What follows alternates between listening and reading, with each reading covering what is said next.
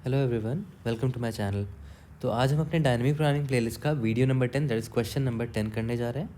Question का नाम है longest common subsequence, medium level का क्वेश्चन है, लीड कोड नंबर 1143। ठीक है, तो डीपी ऑन स्ट्रिंग है ये एक्चुअली में। ठीक है, आपको स्ट्रिंग दे रखा होगा और उसमें कुछ डीपी का दिमाग लगाकर आपको सॉल्व करना है। तो एक अलग सब टॉपिक है डायनेमिक प्रोग्रामिंग का। ठीक है, डायनेमिक प्रोग्रामिंग में बहुत तरह के क्वेश्चंस आते हैं, स्ट्रिंग्स पर आते हैं, है ना, फिर अरे पर आते हैं, फिर 2D अरे पर आते हैं, बहुत सारे टाइप्स हैं। तो ये एक तरह का string on DP on string है ये। ठीक है, चलो देखते हैं किसने किसने पूछा है। माइक्रोसॉफ्ट, अमेजन, पेटीएम, मेक माई ट्रिप, फैक्टसेट, सिट्रिक्स, VMware, काफ़ी लोगों ने पूछा है। अच्छा क्वेश्चन है। ठीक है, तो देखो, क्वेश्चन स्टार्ट करने से पहले मैं बता दूं कि ये इजी हो जाएगा यार, बहुत इजी हो जाएगा, ज़्यादा कुछ है नहीं। अभी तक जितना आप डीपी का क्वेश्चन करते आ रहे हो ना, बिल्कुल वैसे ही बन जाएगा ये भी। ठीक है, अब देखते हैं इनपुट और आउटपुट और समझते हैं क्वेश्चन क्या है। तो देखो, क्वेश्चन तो बहुत सिंपल है। आपको दो स्ट्रिंग दे रखा होगा।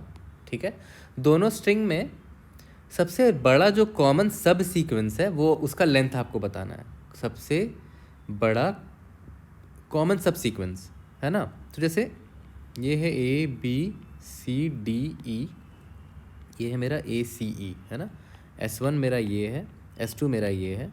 ठीक है, तो कॉमन होना चाहिए और वो सब सीक्वेंस होना चाहिए। ज़रूरी नहीं है कि सब स्ट्रिंग ही हो। सब सीक्वेंस मतलब ज़रूरी नहीं है कि एकदम एडजेसेंट स्ट्रिंग होनी चाहिए, वो डिसकंटिन्यूस भी हो सकता है, लेकिन सीक्वेंस सेम होना चाहिए।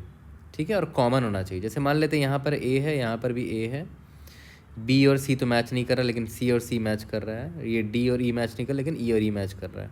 ठीक है, तो देख रहे हो कॉमन सब सीक्वेंस क्या मिला, यहाँ पर से A और C और E मिला और इधर से भी A और C और E मिला। इसका लेंथ क्या है देखो तो 3 है, यही हमारा आउटपुट है। ठीक है, तो ये क्वेश्चन काफ़ी पॉपुलर है, आपने बहुत जगह सुना भी होगा और बहुत सारे इंटरव्यू क्वेश्चन में पूछे जाते हैं, रिपीट होते हैं ये सब क्वेश्चन, है ना। वो चेक करते हैं कि आपको ये काफ़ी वो है ना, मतलब क्लासिक क्वेश्चन है डीपी ऑन स्ट्रिंग का। तो जनरली वो चेक करते हैं कि if you are aware of this और नॉट। तो ये क्वेश्चन एक्सपेक्ट कर सकते हो आप किसी भी इंटरव्यू में। ठीक है, तो ये तो क्वेश्चन तो समझ में आ गया। अब देखते हैं कि इसको सॉल्व कैसे करेंगे, लेकिन उससे पहले, सॉल्व करने से पहले पहले हम ये समझेंगे कि डीपी ही क्यों है, डीपी का ही क्यों क्वेश्चन है ये, है ना। उसके बाद इसका वही करेंगे हमेशा की तरह, रिकर्शन प्लस मेमोराइजेशन, है ना। उसके बाद लास्ट में हम क्या करेंगे, अपना जो ऑप्टिमल एक तरीका होता है, यानी कि बॉटम अप अप्रोच भी सीखेंगे इसका। ठीक है, तो चलो आगे बढ़ते हैं। तो यार अब तो ये समझते हैं कि हम क्यों डीपी ही सोच रहे हैं इस क्वेश्चन के लिए। तो पहले एग्जांपल दे लेते हैं। हमारा एग्जांपल क्या था, ABCDE, है ना, और ACE, यही एग्जांपल था ना। ठीक है, तो देखते हैं जब हम लॉन्गेस्ट कॉमन सबसीक्वेंस निकाल रहे होंगे तो ऑब्वियस हम स्टार्टिंग से यहाँ से स्टार्ट करेंगे, है ना, दोनों के स्टार्टिंग से स्टार्ट करेंगे। ठीक है, तो चलो स्टार्ट करते हैं। तो देखो, पहला जो कैरेक्टर है दोनों का वो दोनों सेम है। पहला कैरेक्टर जो दोनों का है वो दोनों सेम है, तो हमें एक लेंथ का तो कॉमन मिल गया, राइट। हमें एक लेंथ का तो कॉमन मिल गया, तो 1 प्लस कर देते हैं और बोलते हैं कि बाकी जो है आगे का देख लेना और बताना मुझे क्या आंसर आया। ठीक है, सॉरी, हाँ, तो बाकी हमारे पास क्या बचेगा, हमारे पास क्या बचेगा, BCDE, और क्या बचेगा, CE बचेगा। क्योंकि A और A तो कॉमन था ना, तो उसका लेंथ हमने यहाँ ऐड कर दिया है, A और A हमने हटा दिया। बाकी BCDE और CE से जो आंसर आएगा वो मैं रिटर्न करके ऐड कर दूंगा 1 में, है ना। ठीक है, तो देखो यहाँ पर, अब देखो यहाँ पर B और C ये दोनों इक्वल तो है नहीं ऑब्वियसली, राइट, दोनों इक्वल नहीं है। बट हमारे पास यहाँ दो ऑप्शन है यार, देखो कैसे। या तो हम क्या कर सकते हैं, पहले वाले स्ट्रिंग का B को रहने देते हैं, BCDE, और दूसरे वाले स्ट्रिंग का C को हटा देते हैं क्योंकि इक्वल नहीं था वो, है ना। तो हमारे पास ये पॉसिबिलिटी आएगी। ठीक है, या तो पहले वाले स्ट्रिंग का B को हटा देते हैं, CDE रखते हैं, और दूसरे वाले का रहने देते हैं, CE। ठीक है, ये दो पॉसिबिलिटी हमारे पास, है ना। ऐसा क्यों बोल रहा हूँ मैं, दो पॉसिबिलिटी क्यों करना चाह रहा हूँ, क्योंकि मान लो अगर हमारा एग्जाम्पल कुछ ऐसा रहा होता, मान लो हमारा एग्जाम्पल कुछ ऐसा रहा होता कि यहाँ पर CE के बाद BCDE भी होता। ठीक है, तो देखो यहाँ पर ना, यहाँ पर क्या हो जाता, BCDE, है ना। तो यहाँ पर हमें देख रहे हो BCDE कॉमन मिल जाता, इतना बड़ा, है ना। इसीलिए हम दोनों पॉसिबिलिटी को एक्सप्लोर करना चाहेंगे, राइट। तो दोनों पॉसिबिलिटी को सिंपली एक्सप्लोर कर लेते हैं ना। चलो ठीक है, तो आगे बढ़ते हैं, यहाँ पर एक्सप्लोर करते हैं। यहाँ पर देखो तो बी और ई इक्वल नहीं है, तो फिर हमारे पास दो ऑप्शन है, ठीक है। या तो बी को रहने दो, ठीक है, बी को रहने दिया, बी सी डी ई, और दूसरे वाले स्ट्रिंग को आगे बढ़ जाओ। आगे बढ़ जाएंगे तो वो तो एम्प्टी हो गया भाई, एम्प्टी हो गया तो कुछ कर नहीं सकते, अब ख़त्म कहानी। इसकी कहानी तो यहीं पर ख़त्म हो गई, ठीक है। उसके बाद दूसरा ऑप्शन क्या है कि भाई बी को हटा दो तो सी डी ई रह जाएगा, और यहाँ पर ई को रहने दो। चलो ठीक है ना, यहाँ तक क्लियर है। अब यहाँ पर आते हैं, यहाँ पर देखो सी और सी इक्वल है, सी और सी इक्वल है ना। तो मतलब क्या हुआ कि यहाँ पर हमें एक जो है कॉमन मिल चुका है ना, 1 प्लस यहाँ कर देते हैं, ये दोनों इक्वल मिल गया। बोलता हूँ कि भाई बाकी का तुम निकाल के ले आना, ठीक है। बाकी का किसका निकाल के आओगे, डी ई और ई का, ठीक है। अब आगे बढ़ते हैं, इसकी कहानी तो यहाँ ख़त्म हो गई थी, है ना। इसमें आगे बढ़ते हैं, इसमें भी हमारे पास क्या है, दो ऑप्शन है, क्योंकि देखो सी और ये ई दोनों इक्वल है नहीं। तो मैंने क्या बोला, या तो सी डी ई रखो और इसको एम्प्टी छोड़ दो, ठीक है, या फिर डी ई रखो और इसको ई रहने दो। देखो यहाँ पर भी एम्प्टी हो गया है ना, तो यहाँ से ऑब्वियस है, अगर कोई भी एक स्ट्रिंग ज़ीरो हो गया, नल हो गया, है ना, हम बाहर निकल गए, सारे कैरेक्टर्स देख लिए, तो ऑब्वियस है कुछ भी कॉमन नहीं है। जब कुछ भी कॉमन नहीं है तो लेंथ क्या होगा भाई, ज़ीरो होगा। जो कॉमन ही तो निकालना है ना, जब कुछ कॉमन है नहीं तो क्या होगा, ज़ीरो होगा। यहाँ से ज़ीरो जाएगा कि भाई ज़ीरो है मेरे पास, ये भी बंदा ज़ीरो भेज देगा कि भाई मेरे पास तो ज़ीरो है ना। चलो ये तो ठीक है। अब आगे बढ़ते हैं, यहाँ पर आते हैं, यहाँ पर डी है, यहाँ पर ई है, ओके। दोनों इक्वल नहीं है, तो फिर हमारे पास दो ऑप्शन है, ठीक है। या तो डी को रहने दो और ई को हटा दो, तो ये एम्प्टी हो जाएगा। यहाँ या तो डी को हटा दो, ई रहने दो, और यहाँ पर तो ई रहेगा ही, ठीक है। यहाँ तक क्लियर है।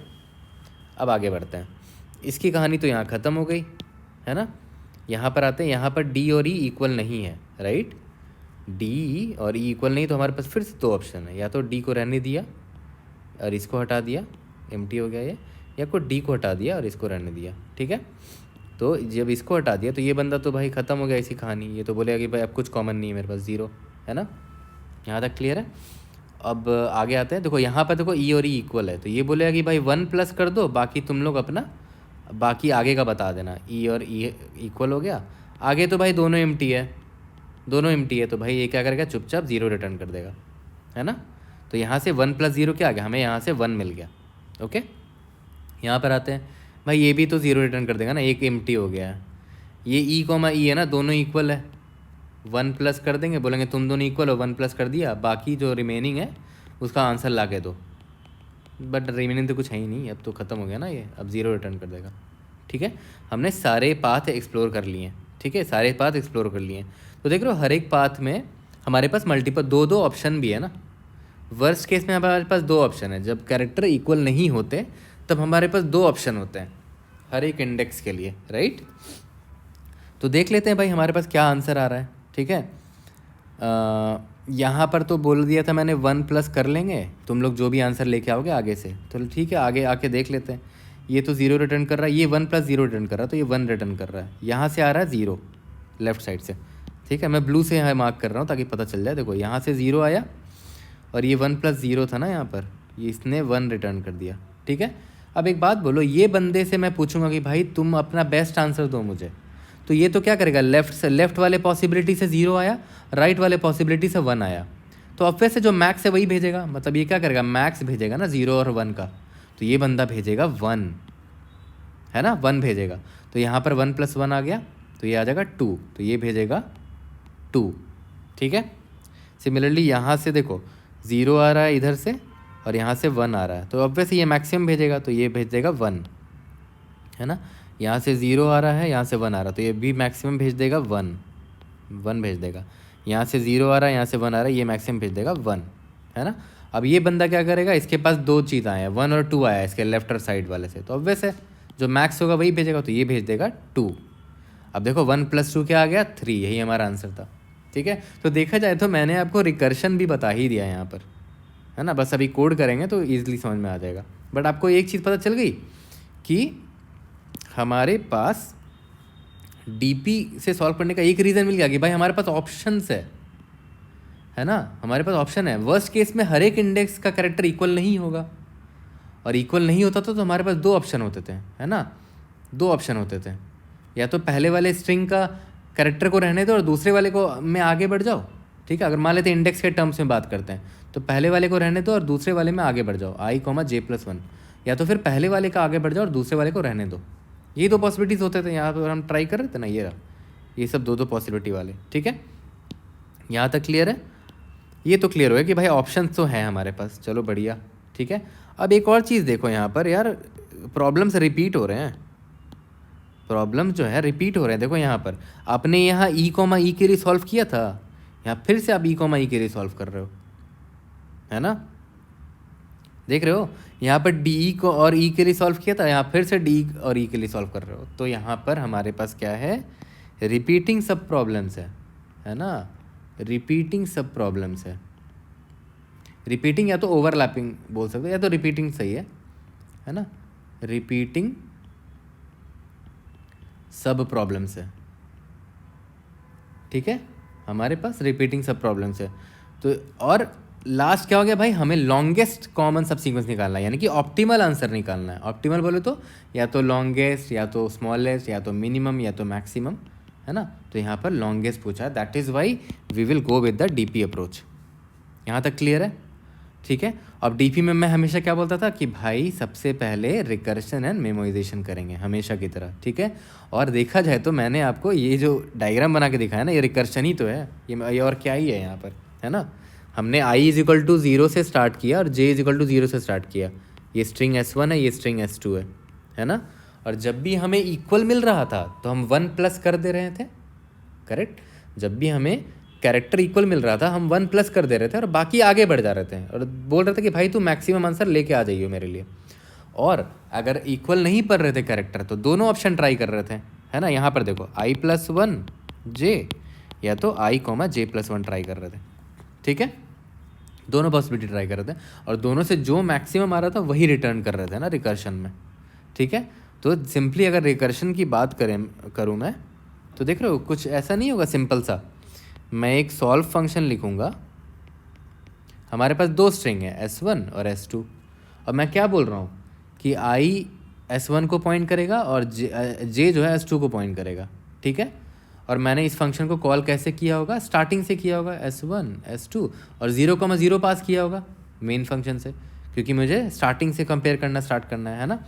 तो सबसे पहले तो भाई ये सुन लो, मैंने क्या बोला था कि अगर i s1 डॉट लेंथ के मतलब i जो है s1 को क्रॉस कर जाए, मतलब i greater than equal to अगर s1 डॉट लेंथ हो जाता है, मतलब हमने सारे देख लिए भाई कैरेक्टर s1 के, या फिर j पार हो जाता है s2 डॉट लेंथ के, है ना। दोनों में से कोई भी केस आ रहा था, याद करो हम क्या रिटर्न कर रहे थे, 0 रिटर्न कर रहे थे, क्योंकि अब तो कुछ कॉमन नहीं है ना। इट मतलब काफ़ी प्रैक्टिकल सेंस वाली बात है कि अगर दो स्ट्रिंग को हमें कंपेयर करना है कि कोई जिसमें से कोई भी एक स्ट्रिंग अगर खाली है तो कुछ कॉमन नहीं है भाई दोनों में, तो लेंथ क्या होगा, कुछ कॉमन नहीं का लेंथ क्या होगा, 0, सिंपल। इसके बाद मैंने क्या बोला था कि अगर s1 का i इंडेक्स वाला जो बंदा है, ठीक है, सॉरी i-1 लिख रहा हूँ, s1 i जो बराबर हो गया अगर s2 j के, है ना। अगर s1 i बराबर हो गया s2 j के, तो मैंने क्या बोला था, सिंपल क्या रिटर्न कर दूंगा, 1 तो प्लस कर ही देंगे और बोल दूंगा कि भाई तुम लोग ना सॉल्व कर लो बाकी के लिए, s1 s2 बाकी के लिए सॉल्व कर लो, i+1 के लिए और j+1 के लिए, सिंपल। क्योंकि ith और jth वाला तो इक्वल है तो उसका +1 तो ऐड कर ही लिया, उसके बाद वाले को सॉल्व करके ले आओ i+1 और j+1 के लिए, चलो ठीक है। और अगर इक्वल नहीं है, एल्स अगर ऐसा नहीं है, तो मैंने क्या बोला कि भाई दोनों पॉसिबिलिटी ट्राई कर लेते हैं। क्या क्या पॉसिबिलिटी ट्राई करना है भाई, मैक्सिमम ऑफ, क्या क्या पॉसिबिलिटी ट्राई करना है। पहला पॉसिबिलिटी क्या है कि भाई s1 s2 i को रहने देते हैं और j को आगे बढ़ा के देखते हैं क्या आंसर आता है, ठीक है। या फिर s1 s2 i को बढ़ा देते हैं और j को रहने देते हैं, दोनों में से जो बेस्ट आंसर दे दे उसका मैक्सिमम मैं रिटर्न कर दूंगा। देख रहे हो हमने अपना रिकर्शन लिख दिया बिल्कुल अपने रिकर्शन डायग्राम के हिसाब से। जो मैंने क्या किया, मैंने जो यहाँ कर रहा था मैंने वही उतार दिया, छाप दिया, बस सेम स्टोरी को यहाँ उतार दिया, ठीक है। और ऑब्वियस सी बात है कि यहाँ पर ओवरलैपिंग सब प्रॉब्लम्स है, टाइम लिमिट एक्सीड होने के बहुत चांसेस है, ठीक है। तो मैंने क्या बोला था, what comes into action, memorisation, ठीक है, मेमोराइजेशन कम्स इनटू एक्शन। तो देख लेते हैं भाई, जब भी हम रिकर्शन कॉल कर रहे हैं तो हमारे दो वेरिएबल्स चेंज हो रहे हैं, देख रहे हो, दो वेरिएबल्स चेंज हो रहे हैं। मतलब हमें जो मेमोराइजेशन वाली डीपी लेनी, जो ये लेना होगा, कैश लेना होगा, वो 2D होगा, राइट, क्योंकि दो वेरिएबल्स चेंज हो रहा है। जितने वेरिएबल्स चेंज होते हैं उतने ही डायमेंशन का हम ये लेते हैं, अरे लेते हैं, ठीक है। और क्वेश्चन में दे रखा है कि मैक्सिमम लेंथ जो है हमारे S1 और S2 का वो 1000 होगा, ठीक है। तो 1001 ले लेते हैं, सिंपल सी बात है, ठीक है। मेमोराइजेशन तो अब तक सीख ही गए होगा, इतनी बार बता चुका हूँ हर एक वीडियो में, ठीक है। तो एक काम करते हैं, पहले रिकर्शन और मेमोराइजेशन का कोड कर लेते हैं और देखते हैं कि if you are able to pass all the test cases, ठीक है। तो चलो क्वेश्चन तो समझ में आ ही गया होगा, ठीक है। हम डायरेक्ट इसके कोड पर आ जाते हैं, ओके। सबसे पहले तो दो वेरिएबल ले लेते हैं जिसमें मैं दोनों का लेंथ को स्टोर करूँगा, m और n, है ना, दोनों के लेंथ को स्टोर करूँगा। और मैं ना वेरिएबल का नाम थोड़ा सिंपल कर देता हूँ, S1 और S2 कर देता हूँ, ठीक है। m को क्या करते हैं, S1 डॉट लेंथ असाइन कर देते हैं, n को क्या करते हैं, S2 डॉट लेंथ असाइन कर देते हैं, ठीक है। तो मैंने क्या बोला था, सिंपल मैं कॉल कर दूंगा सॉल्व फंक्शन को S1 और S2, और स्टार्टिंग से स्टार्ट कर रहे हैं ना, 0 0, ठीक है। अब चलो सिंपल आ जाते हैं अपने रिकर्शन पे, int solve string and S1 string and S2 int I int J, ठीक है। यहाँ तक क्लियर है। मैंने क्या बोला था कि भाई अगर I जो है ग्रेटर देन इक्वल टू अगर M हो जाता है, या फिर J जो है greater than equal to N हो जाता है, तो मतलब हमने एग्जॉस्ट कर लिया, सारे कैरेक्टर्स को हमने देख लिए हैं। चाहे S1 का सारा कैरेक्टर ख़त्म हो गया या फिर S2 का सारा कैरेक्टर ख़त्म हो गया, कोई फ़र्क नहीं पड़ता, किसी का एक का भी ख़त्म हो गया ना, तो कुछ भी कॉमन बचेगा ही नहीं। तो कुछ भी कॉमन नहीं बचेगा तो उसका लेंथ क्या होगा, 0, ठीक है।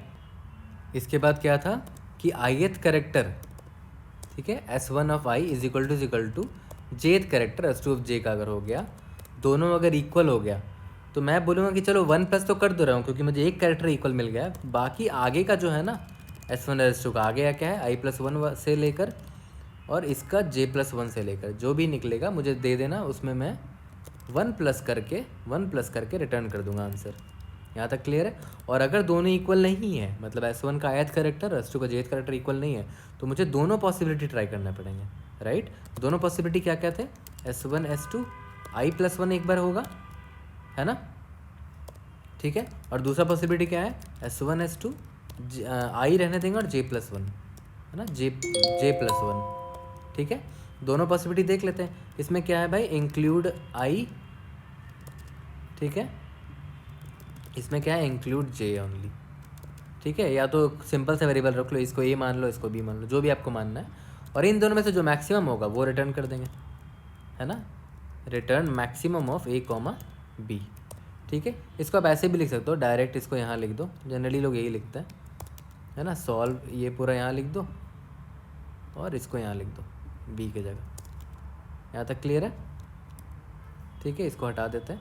मतलब हमने क्या किया कि अगर दोनों कैरेक्टर I और J कैरेक्टर इक्वल नहीं तो दोनों पॉसिबिलिटी ट्राई कर लो, एक बार I को बढ़ा दो और J को रहने दो, और एक बार I को रहने दो और J को बढ़ा दो, ठीक है। दोनों में से जो पॉसिबल आंसर आएगा, जो मैक्सिमम आएगा वो मैं रिटर्न कर दूँगा, मैक्सिमम भेज रहा हूँ, ठीक है। देख लेते हैं एग्जाम्पल वाले पास हो रहे हैं कि नहीं। चलो पास हो रहे हैं। और मैंने क्या बोला था, हमें मेमोराइज करना पड़ेगा, क्यों, क्योंकि ये ओवरलैपिंग सब प्रॉब्लम्स थे, है ना, रिपीटिंग सब प्रॉब्लम्स थे, तो ऑब्वियस है टाइम लिमिट एक्सीड होगा अगर बहुत बड़ा इनपुट हुआ तो हमारा, ठीक है। तो हम मेमोराइज करने के लिए 1001 का मैंने बोला था ना, 1001, क्योंकि इनपुट में दे रखा कंस्टेंट में कि मैक्सिमम लेंथ 1000 ही होगा। चलो ठीक है, तो 1001 का 2 डायमेंशन का अरे ले लिया। 2 डायमेंशन क्यों लिया, क्योंकि जब फ्रिकर्शन में कॉल करें तो देखो दो वेरिएबल्स चेंज हो रहे हैं, दो वेरिएबल्स डिसाइड कर रहे हैं एक स्टेट को, है ना, तो दो वेरिएबल का, तो 2 डायमेंशन का हमने अरे ले लिया। इसको इनिशियलाइज कर लेते हैं मेम से T-1 साइज ऑफ T। यहाँ तक क्लियर है, ठीक है। यहाँ चेक डाल दो सिंपल कि अगर T ऑफ I, J के लिए वाले स्टेट के लिए अगर आंसर सॉल्व हो चुका है तो -1 नहीं होगा, तो return T of I, J return कर दो। और अगर ऐसा नहीं है तो जहाँ जहाँ से रिटर्न कर रहे हो ना आंसर, वहाँ स्टोर कर लो उसको, T ऑफ I, J के लिए आंसर, ठीक है, ठीक है, मेमोराइजेशन तो सिंपल है, बस एक 2D DP यूज़ करो या तो सिंगल DP यूज़ करो अकॉर्डिंग टू रिक्वायरमेंट। देखो अभी भी पास हो गया, सबमिट करके देख लेते हैं। ग्रेट, हमने पास कर लिया सारे टेस्ट केसेस, है ना। We have solve this question using recursion and memorization. तो अब हम आगे बढ़ते हैं और देखते हैं कि बॉटम अप डीपी से कैसे सॉल्व करेंगे इस क्वेश्चन को। ठीक है, तो चलो आगे बढ़ते हैं। तो अब हमारा आता है बॉटम अप अप्रोच। ठीक है, लेकिन बॉटम अप अप्रोच जाने से पहले मैं एक बहुत ज़रूरी चीज़ आपको बता दूं कि हमारा जो रिकर्शन और मेमोराइजेशन वाला सोल्यूशन था उसका टाइम कॉम्प्लेक्सिटी क्या होगा। तो पहले तो आते हैं रिकर्शन पे। ठीक है, तो रिकर्शन में आपको याद है मैंने क्या बोला था, हर एक इंडेक्स के लिए, ठीक है, मान लेते हैं S1 स्ट्रिंग की बात कर रहे हैं अभी, ठीक है, उसके हर एक इंडेक्स के लिए हमारे पास कितने पॉसिबिलिटीज़ हैं, 2 पॉसिबिलिटीज़, राइट। तो 2 का पावर m मान लेते हैं, m क्या है, S1 का लेंथ है, ठीक है। और सिमिलरली S2 जो है स्ट्रिंग, उसके भी हर एक इंडेक्स के लिए 2 पॉसिबिलिटीज़ है। तो 2 का पावर n, जहाँ पर n क्या है, S2 का लेंथ है। यहाँ तक क्लियर है। अब मैंने क्या बोला था कि S1 के हर एक पॉसिबिलिटी के लिए, S1 के हर एक पॉसिबिलिटी के लिए हम S2 को ट्राई करेंगे। ठीक है, इसका मतलब क्या हुआ, हर 2 का पावर m के लिए हम किसको ट्राई करेंगे, 2 का पावर n पॉसिबिलिटी को ट्राई करेंगे। तो मल्टीप्लाई कर रहे हैं 2 का पावर इंटू 2 का पावर n, इसका मतलब क्या हुआ, 2 का power m plus n, that is the time complexity. ठीक है, और अगर जब हमने मेमोराइजेशन किया ना, तो मेमोराइजेशन किया तो हमने याद करो क्या किया था, एक 2D DP ले लिया था, 2D DP ले लिया था। ठीक है, और इसमें क्या था, मैक्सिमम हमने तो 1001 लिया था ना, 1001 लिया था, बट हम यहाँ पर m क्रॉस n भी ले सकते थे। ठीक है, m+1 क्रॉस n+1 भी ले सकते थे, उससे भी हो जाता हमारा। ठीक है, तो आप ये देखो 2D DP से क्या हो रहा है कि हम जो है ना, सिर्फ जो इतने स्टेट्स हैं ना, बस उसी में विजिट कर रहे हैं, है ना, कोई भी स्टेट रिपीट नहीं हो रहा है। तो हमारे पास टोटल कितने स्टेट्स हैं यहाँ पर, m+1 इंटू n+1, इससे ज़्यादा कोई स्टेट हम ट्राई नहीं कर रहे हैं। अगर वो ऑलरेडी सॉल्व है तो उसको रिटर्न कर दे रहे हैं, उसको सॉल्व नहीं कर रहे हैं दोबारा, राइट। तो हमारे पास टोटल कितने स्टेट्स हैं, m+1 इंटू n+1। तो यही हमारा टाइम कॉम्प्लेक्सिटी हो जाएगा अगर मेमोराइजेशन किया तो। इसको ऐसे भी लिख सकते हो, O of m cross n, है ना, मतलब 1 को हटा दें अगर, ठीक है, O of m cross n। ठीक है, मतलब मेजर पार्ट हमने लिया है m क्रॉस n। ठीक है, अब ये तो आपको क्लियर हो गया। अब हम आते हैं अपने बॉटम अप अप्रोच में। तो यार अब आ जाते हैं अपने बॉटम अप अप्रोच में। तो देखो बॉटम अप अप्रोच में हमेशा क्या करते हैं कि स्टेट डिफाइन करने के लिए या तो 1D अरे लेते हैं या तो 2D अरे लेते हैं। यहाँ पर अगर आप ध्यान दो, आपके 2 वेरिएबल्स चेंज हो रहे हैं, एक S1 का इंडेक्स i और S2 का इंडेक्स j। तो यहाँ पर हमें 2D अरे लेना पड़ेगा एक स्टेट को डिफाइन करने के लिए। ठीक है, याद करो कल हमने हाउस रॉबर बनाया था, उसमें हमने देखा था कि सिर्फ एक ही वेरिएबल चेंज हो रहा है, तो हमने 1D अरे में बनाया था उसको, आज 2D अरे में बनाना पड़ेगा हमें। ठीक है, तो पहले तो 2D अरे ले लेते हैं। 2D अरे लेने से पहले मैं आपको ये बताना चाहता हूँ कि 2D अरे का जो i, j होगा उसका मतलब क्या होगा वो देखो। ठीक है, 2D का जो i, j वाला स्टेट होगा, इसका मतलब क्या होगा वो समझना ज़रूरी है। मैंने कल भी आपको बोला था कि जब तक आप स्टेट को डिफाइन कर लोगे ना, तो आपने आधा क्वेश्चन वहीं पर सॉल्व कर लिया। ठीक है, तो देखो इसका मतलब क्या हुआ, मैक्सिमम नहीं, जो आपको निकालना है वो देखो, लॉन्गेस्ट कॉमन सबसीक्वेंस बिटवीन किनके बीच का है, S1 of length i length का and S2 of length j। ठीक है, इसका मतलब क्या हुआ, TIJ का मतलब ये हुआ कि लॉन्गेस्ट कॉमन सबसीक्वेंस S1 और S2 का जिनका लेंथ i है और जिनका S2 का लेंथ j है। तो क्वेश्चन में क्या दे रखा है, अगर मान लो मुझसे कोई पूछता है कि भाई मुझे S1 और S2 का लॉन्गेस्ट कॉमन सबसीक्वेंस बताओ और दोनों का लेंथ जो है ना m है और n है, तो आप उनको क्या भेज दोगे, T ऑफ m, n भेज दोगे चुपचाप, है ना। तो हमें T of m, n he return करना है। क्वेश्चन में यही दे रखा है ना, S1 और S2 का लेंथ m, n है ना, तो हमें बस ये रिटर्न करना है। i और j लेंथ है, याद रखना, इंडेक्स की बात नहीं रही, i और j लेंथ है S1 और S2 की, हमने ऐसा डिफाइन किया स्टेट को। ठीक है, तो पहले तो हम क्या करते हैं, अपना एक 2D अरे यहाँ पर ये कर लेते हैं, ये रहा हमारा 2D अरे। ठीक है, हमारा एग्जांपल क्या था, ABCDE और ACE, है ना। तो हमने क्या किया है कि ACE को ले लिया है यहाँ पर इधर देखो, यहाँ पर ए सी ई और A B C D E को इधर ले लिया है ना, यहाँ पर। और इंडेक्सिंग कर देते हैं 0 1 2 3, ठीक है। अब याद करो आपको टी एम कॉमा एन करना था ना return, T M comma N return करना है। तो मतलब आपको अरे कितना कर लेना पड़ेगा, टी एम प्लस वन और एन प्लस वन, है ना। तो याद करो एस वन जो है उसका लेंथ कितना है, A B C D E है ना, 1 2 3 4 5, है ना। तो हमने क्या किया है, 6 लेंथ का ले लिया है एम प्लस वन। देखो एक ये है 0 1 2 3 4 5, है ना। तो ये मेरा क्या हो जाएगा, 5,5 हो जाएगा ये, नहीं सॉरी 5,5 नहीं होगा। S2 का पहले लिख लेते हैं, कितना लेंथ है, ए सी ई है ना, इसका लेंथ 3 है, तो 4 लेंथ होना चाहिए कॉलम का, तो 0 1 2 3, है ना।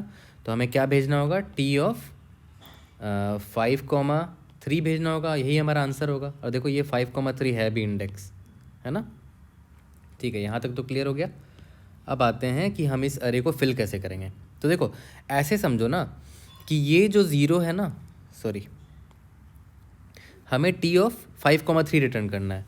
तो पहले तो टी ऑफ 0,0 को फिल करते हैं। तो टी ऑफ 0,0 का मतलब क्या हुआ, टी ऑफ 0,0 का मतलब क्या हुआ कि भाई दोनों का लेंथ 0 है, दोनों का लेंथ 0 है, तो भाई लॉन्गेस्ट कॉमन सीक्वेंस भी 0 होगा।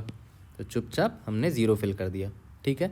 अब 0,1 पर आते हैं, ठीक है, टी ऑफ 0,1 पर आते हैं। इसका मतलब क्या हुआ कि S1 का लेंथ 0 है और S2 का लेंथ 1 है। तो यार किसी भी एक का लेंथ 0 हुआ तो लॉन्गेस्ट कुछ कॉमन होगा ही नहीं, तो लॉन्गेस्ट कॉमन की तो दूर की बात है। किसी एक का भी लेंथ अगर 0 हो गया तो हमारा आंसर हमेशा 0 होगा। याद करो रिकर्शन में मैंने वही लिखा था। तो ये भी 0, ये भी 0, ये भी 0, है ना। फ़र्क नहीं पड़ता कि S2 का लेंथ क्या है, S1 का लेंथ 0 है ना, तो भाई आंसर 0 होगा, ठीक है। अब 1,0 पर आओ, टी ऑफ 1,0 पर। इसका मतलब क्या हुआ कि S1 क्या है, S1 का लेंथ है और 0 क्या, S2 का लेंथ है। तो मैंने क्या बोला था, किसी एक का भी अगर लेंथ 0 होता है तो लॉन्गेस्ट कॉमन कुछ निकलेगा ही नहीं, तो उसका आंसर 0 होगा। ये भी 0, ये भी 0, ये भी 0, ये भी 0, ये भी 0, ये हमने फिल कर लिया, ठीक है। यहाँ तक क्लियर है। अब आगे का फिल करते हैं, ठीक है। आगे का फिल करने के लिए इन सबको इरेज कर देते हैं, ठीक है। अब देखो अभी हमें क्या फिल करना वो देखो ध्यान से, बहुत इंपॉर्टेंट है यहाँ पर, यहाँ काफ़ी इंपॉर्टेंट है। हमें T1,1 प्रिंट करना है ना, टी ऑफ 1,1 प्रिंट करना है ना, निकालना है। तो एक बात सोचो, टी ऑफ 1,1 का मतलब क्या हुआ कि S1 का लेंथ 1 है और S2 का लेंथ 1 है, ठीक है। S1 का लेंथ 1 है, S2 का लेंथ 1 है ना। मतलब ए सी ई था S2 और S1 क्या था, A B C D E था, है ना। तो अभी मैं क्या बोल रहा हूँ कि 1,1 का ही सिर्फ निकाल रहे हैं, मतलब दोनों का लेंथ 1 है। तो दोनों का लेंथ अगर 1 है तो इनकी बात नहीं हो रही है, सिर्फ ए और ए की बात हो रही है। दोनों का लेंथ 1 है, ठीक है, इनकी बात हो रही है। अगर दोनों का लेंथ 1 है तो हम कैसे कंपेयर कर रहे हैं, S1 ऑफ आई यहाँ पर क्या है, 1 है, और जे भी 1 है, दोनों का लेंथ 1 है, S1 और S2। तो उनका पहला कैरेक्टर जो है उसको कैसे निकालेंगे, I-1 ना निकालेंगे, I-1 से ना निकालेंगे, है ना। आई भले लेंथ 1 है लेकिन इंडेक्स तो 0 होगा ना। लेंथ 1 है मतलब ए और ए है यहाँ पर दोनों के पास, है ना। और S2 का भी J-1 होगा, ठीक है। तो हम ऐसे करेंगे कि if S1 of I-1 is equal to S2 of J-1, ठीक है ना। तो अगर दोनों इक्वल है तो T of I J fill करते हैं, ठीक है, T of I comma J fill करते हैं। आई अभी 1 है और जे 1 है, ठीक है। तो याद करो मैंने क्या बोला था कि अगर दोनों का कैरेक्टर इक्वल होगा तो 1 तो कर ही देंगे, 1 तो ऐड कर ही देंगे, है ना। 1 को तो ऐड करेंगे, उसके बाद यहाँ पर रिमेनिंग जो था हमारा, याद है, रिमेनिंग, है ना। तो आगे का आंसर निकालेंगे, ठीक है। निकाल लेंगे रिकर्शन कॉल करके। तो यहाँ रिकर्शन ना कॉल करके हम सिंपली I+1 और J+1 लिखेंगे। लेकिन यहाँ एक गड़बड़ है, देखो क्या, यहाँ पर I+, अभी मान लेते हैं I मेरा 1 है, J 1 है, ठीक है। मतलब मैं इसका आंसर निकालना चाह रहा हूँ, ठीक है। और मैं बोल रहा हूँ 1 + TI+1 J+1, तो इसका मैं बोल रहा हूँ I1 + ये।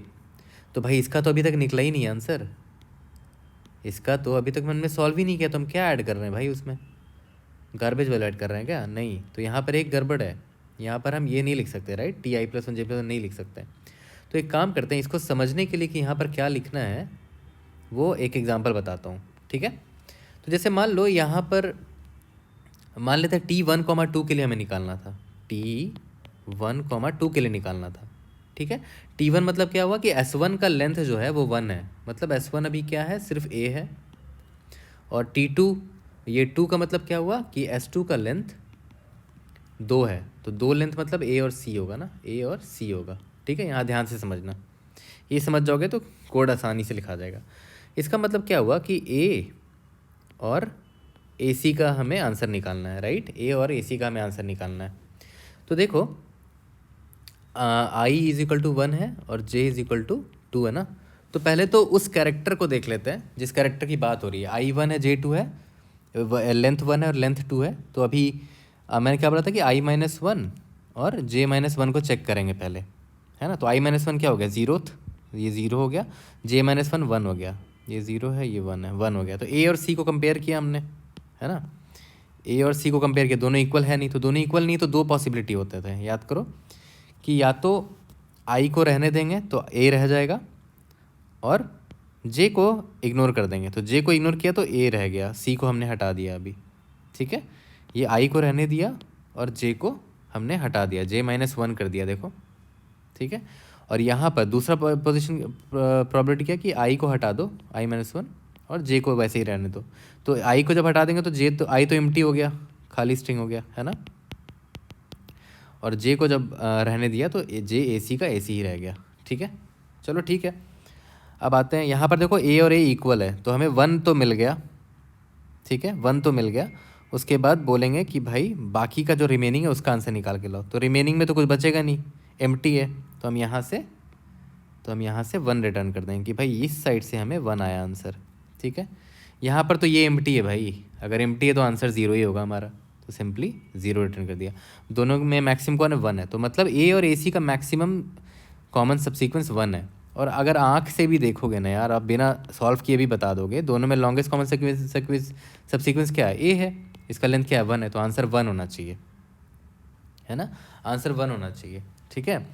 तो इसका मतलब ये देख रहे हो कि अगर हमें A और AC का जब निकालना था, ठीक है, तो हमें A और C जब इक्वल नहीं दिखा था तो हमने क्या किया था कि C को हटा के प्रीवियस कैरेक्टर को देख रहे हैं, A और A को देख रहे हैं, है ना। तो A और A का आंसर क्या मिला हमें, 1 मिला, ठीक है। तो A और A का आंसर 1 मिला, तो और ये हमने कहाँ से लेकर आए थे, A और AC से लेकर आए थे, है ना। तो जब इक्वल नहीं होता तो उसको हटा के A और A का लाए थे, तो बात एक ही है ना। A और AC का आंसर नहीं मिल रहा था तो हमने A और A का निकाल के देखा, और A और ये सॉरी एम्प्टी और AC का आंसर निकाल के देखा, है ना। तो आंसर तब 1 आया हमें। तो इसका मतलब क्या हुआ कि आप ऐसे भी निकाल सकते हो कि अगर करंट वाला इक्वल नहीं है, सॉरी, अगर मतलब हम फ्यूचर का नहीं निकाल सकते ना, T ऑफ I+1 नहीं कर सकते क्योंकि फ्यूचर का हमने अभी सॉल्व ही नहीं किया है, तो हम प्रीवियस का निकाल लेते हैं और प्रीवियस से आंसर निकाल लेंगे। प्रीवियस का मतलब क्या हुआ, I-1 और J-1, है ना। वो यहाँ पर वही कर रहे हैं ना, A और AC में क्या कर रहे थे, C को हटा दिया, फिर A और A के लिए सॉल्व कर रहे हैं, है ना, I-1 एंड J-1। और इसके बाद आगे बढ़ते हैं। ये तो हो गया हमारा केस कि दोनों इक्वल है, ये दोनों इक्वल है। अगर इक्वल नहीं होता तो क्या करते हैं, else T of I, J क्या होगा मेरा, मैंने क्या बोला था, मैक्सिमम ऑफ, याद करो यही वाला एग्जांपल है, दोनों पॉसिबिलिटी कि T ऑफ, एक बार I को पीछे ले जाएंगे, J को रहने देंगे, या फिर एक बार J को पीछे ले जाएंगे और I को वैसे का वैसे ही रहने देंगे, ठीक है। यही 2 लाइन हमारे क्वेश्चन को सॉल्व कर देगा, ठीक है। ये हमारे लूप के अंदर होगा, ऑब्वियसली फॉर लूप लिखेंगे, डबल फॉर लूप I और J का। और लास्ट में हमें क्या रिटर्न करना है, याद है, लास्ट में हमें रिटर्न क्या करना है, जो हमारा क्वेश्चन था, क्वेश्चन क्या था, S1 और S2 का निकालना है हमें मैक्सिमम कॉमन सबसीक्वेंस। तो S1 और S2 का लेंथ क्या है, M और N है, तो simply T of M N return कर देंगे। यहाँ तक क्लियर हुआ, ठीक है। ये मैंने आपको क्यों समझाया, ताकि आपको ये चीज़ समझ में आ जाए, है ना, ठीक है। आप इसको वैसे भी सॉल्व कर सकते हो कि आप उल्टा भरना स्टार्ट करो यहाँ से, है ना, यहाँ से भरना स्टार्ट करो उल्टा। तो आप बिल्कुल वैसे लिख सकते हो T of I plus one J plus one, वैसे कर सकते हो ना, आई प्लस वन जे प्लस वन, जैसे रिकर्शन में किया था। ठीक है, वो भी कर सकते हो, वो भी ट्राई कर लो। और ये भी आपको जानना ज़रूरी था, T of i minus one और जे माइनस वन वाला। ठीक है, तो चलो इसका कोड कर लेते हैं, बिल्कुल सेम का सेम स्टोरी उतार देंगे। ठीक है, याद करो भी मैंने थोड़ी देर पहले क्या बताया था कि आपको, कि आप उसको उल्टा भी भर सकते हो। लाइक अपने जो 2D मैट्रिक्स आप बनाओगे ना बॉटम अप अप्रोच के लिए, उसको आप उल्टा भी भर सकते हो, है ना। एम कॉमा एन से स्टार्ट करो और उल्टा जाते रहो, और सेम इसकी तरह कोड हो जाएगा उसका। यहाँ पर सॉल्व की जगह T of I plus one और जे प्लस वन ऐसे हो जाएगा, है ना। और यहाँ पर भी अब देखो उल्टा जा सकते हो, आपने 0,0 से स्टार्ट किया ना, है ना, आप एम कॉमा एन से स्टार्ट करो।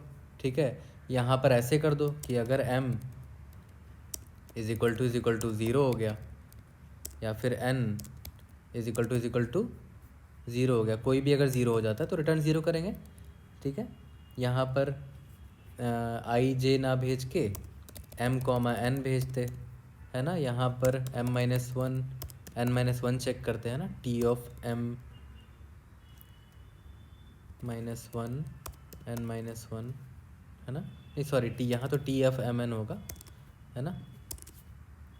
यहाँ पर आप क्या चेक करते हैं, M minus one is equal to S two of N minus one, है ना। तो इसी तरह आप मॉडिफाई कर सकते हो। मतलब मेरा पॉइंट ये है कि आप बहुत तरीके से इसे सॉल्व कर सकते हो। ठीक है, तो उसमें क्या होगा कि आपको आगे से भी फिल करना आ जाएगा 2D मैट्रिक्स को, और पीछे से भी फिल करना आएगा। ठीक है, उससे पहले तो ये देख लेते हैं यार कि अभी जो हमने, अब हम ये देख लेते हैं कि हमने जो अभी वो सीखा बॉटम अप, वो कैसे करेंगे। Int S one M is equal to S one dot length, है ना, और int N is equal to S two dot length, ये हमने निकाल लिया। मैंने क्या बोला कि मैं एक वेक्टर ले लूँगा 2D vector m plus one size का, vector of int n plus one size का।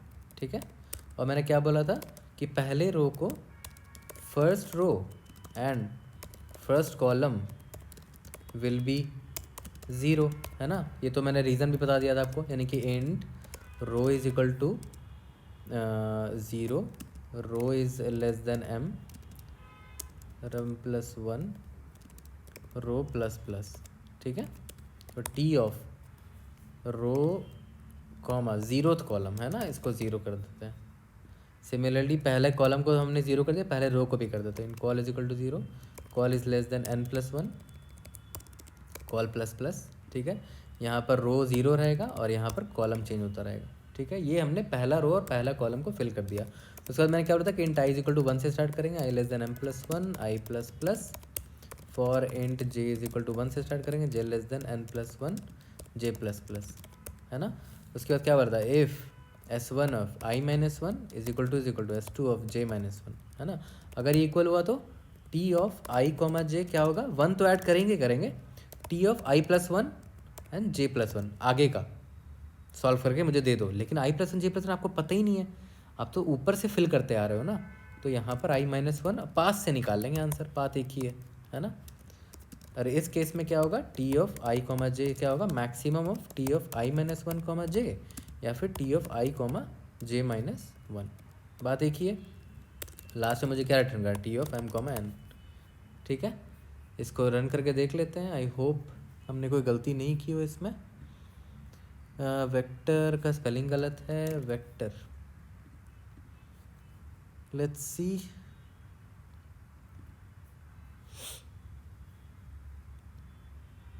Yes, let's try to submit and see if we're able to pass all the test cases.